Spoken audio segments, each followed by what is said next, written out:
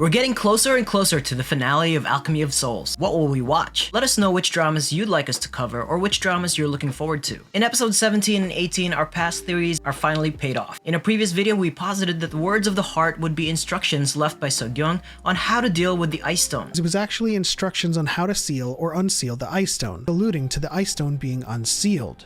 These lines make us believe that the unsealing of the ice stone has something to do with energy, love, and tears. And as Master Lee reveals to Janguk, this is the case. Further, it was Seogyeong's attempt to save his loved one, Solran. We finally see the return of Jangang, and with it comes a few more questions answered. Cho-chang was in fact a soul shifter that had gone wild. It had to be killed, but it was Jinmu who was behind teaching him the Alchemy of Souls. We also have confirmation that Seogyeong did in fact destroy the Choi family for their evil deeds, which connects to Shaman Choi's vengeance 200 years in the making. Although Jangang doesn't reveal himself to Janguk, what are his real motives? What can the words of the heart do for him? Well, Element has a theory for that as well. What's up, guys? Welcome back to another video. Forgive me for if you guys see like a lack of energy. I just came back from Emerald City Comic-Con in Seattle. Feeling a little bit exhausted. You can check my Instagram for some photo dumps from there. But the theory on the words of the heart is that Seogyeong used it, or not used it, but Seogyeong left it as instructions to how to deal with the ice stone. And all of the words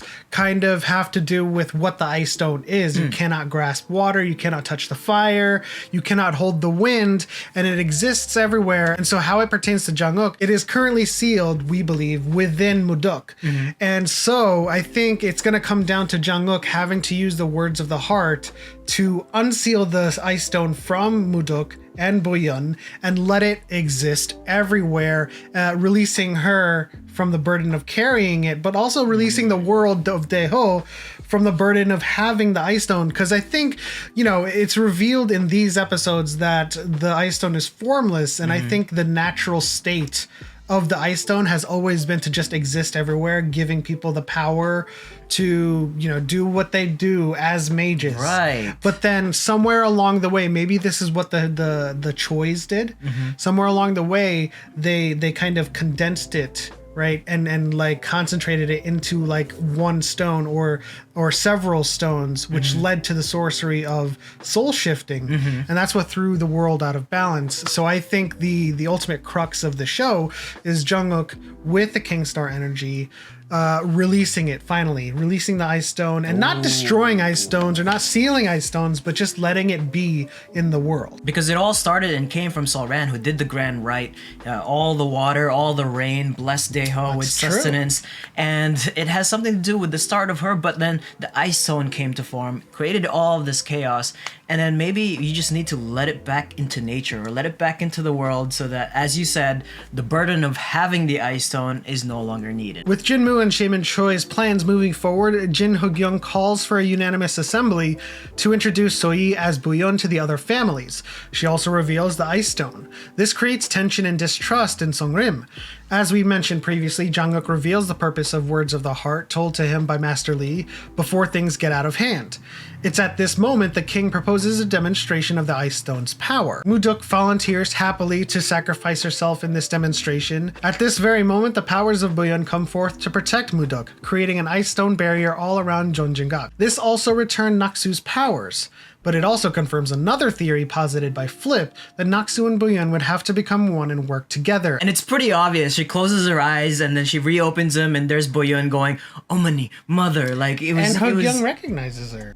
There's Mudeok, there's Naksu, and then there's Buyeon, and like Mudeok has this identity crisis, like what she's gonna do. She's gonna be Naksu or she's gonna be Buyeon, and so this whole thing is like leading us to the grand finale. And that plays out when she enters the ice stone and we see the young Buyeon telling her about how all of this happened, and then the older Buyeon talking to Naksu and warning her to choose one and lose another. And I think that this means basically that Naksu will have to choose between her powers and Janguk. If she chooses her powers, then she's going to lose the love with Janguk. And if she chooses Janguk, then she's going to lose her powers. But I think in time, I think it's going to be revealed in episode 19 and 20 that the yin and yang jade has something to do with possibly being a solution to all of this. I think it has something to do with protection. Seogyeong 200 years ago couldn't protect his loved one, and in dealing with sealing the ice zone. But perhaps the yin and yang jade has something to do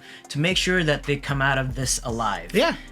Maybe, perhaps, we have another video coming out later this week, and look forward to that. We're gonna analyze the words of the heart and try to decipher it. Oh, but can I just call out, like, when Hogyung tells Mudeok that your death will be painless? Is choking really the most painful and quickest way to that? No, it certainly isn't. And I would just like to say that it was a cool effect. I would like to see force chokes in Star Wars try to just show the hands around the neck. Yeah. Maybe that's a little bit too dark, but you're right. That's not a painless death.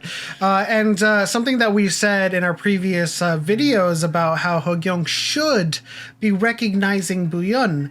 And it's kind of paying off now. She's finally being scrutinous about these features that she remembers about Buyeon, where Soyi happens to have the mole by the ear, but it's a different ear, and I'm just like, guys, you should have been recognizing this the whole time. So it's finally cool to see some of that pay off, even though the suspension of disbelief has kind of worn off. And finally, the crux of the last two episodes. Master Kang, who was soul shifted into the body of Geo, which was, the son of another master, came back, absorbed the energy and went wild in Junjingak.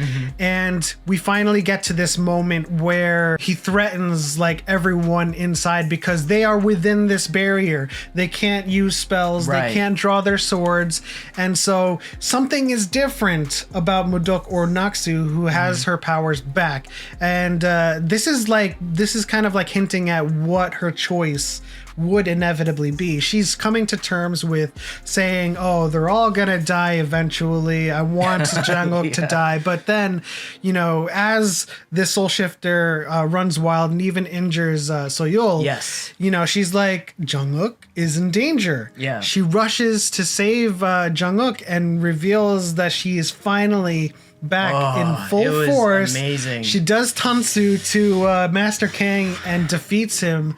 And this brings us to Jang-uk finally laying a big one on Mudeok. I mean, true love prevails, right? Like, that was the biggest thing that we had in our previous video. Is like, how will true love prevail in this? The yin and yang jade, the letters of the words of the heart. It's all coming to fruition now, and it's all going to happen in the last two episodes. And so, like, what is our predictions here? I'm looking for something epic. Jang Gang versus Jinmu. He's supposed to get rid of him once and for all because he failed to do it before. And narratively speaking, Jang Gang needs to do something other than unfinished business. Well, I think ultimately at the end, though, I think Mudeok is gonna decide to be Mudeok. Like, she can't be Naksu or she can't be Buyeon because, like, it's combined now. That's all, like, all these multiple souls within that one body has become Mudeok. Like, the servant, the forever servant that's gonna serve you tea one last time, gonna make you noodles one last time, and I'm gonna save Uk one last time.